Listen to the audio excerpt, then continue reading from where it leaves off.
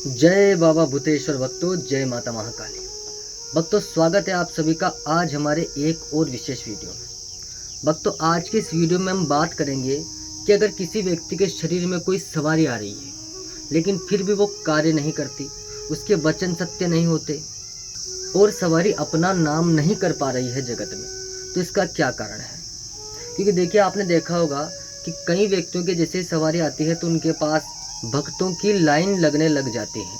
लेकिन कई व्यक्ति ऐसे होते हैं जिनके कई वर्षों से सवारी आ रही है लेकिन फिर भी उनके पास कोई नहीं आता, और अगर कोई आ भी जाए तो कार्य नहीं होता व्यक्ति का।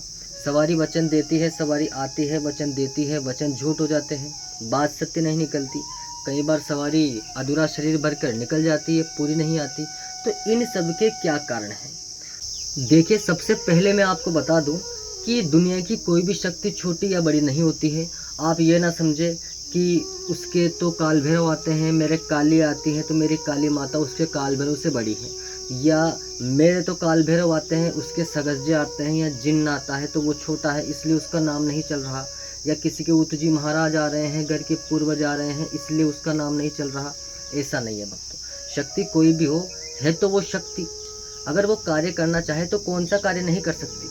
एक शक्ति के लिए कोई सा भी कार्य असंभव थोड़ी है। लेकिन फिर भी अगर कार्य नहीं हो रहा है तो इसका क्या कारण है? इसका कारण है कि उसके साधक में ही कमी है। जिस व्यक्ति के शरीर में सवारी आ रही है वो व्यक्ति ही उस सवारी को शक्तिवान नहीं कर पा रहा है, इसीलिए कार्य नहीं हो पा रहा है।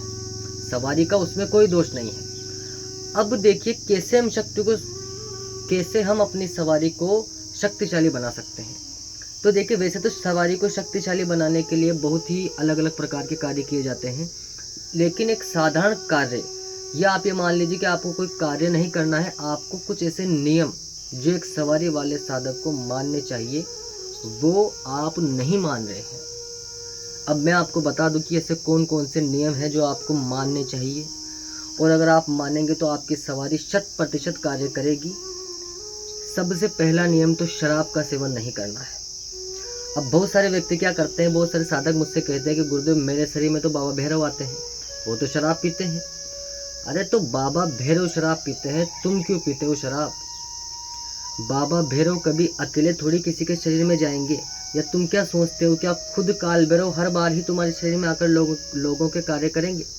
कई बार उनके साधक आएंगे, कई बार उनके साथी आएंगे, कई उनकी सेना में से कोई उनके भक्त आएंगे, भूत आएंगे, सभी प्रकार की शक्ति आएंगी।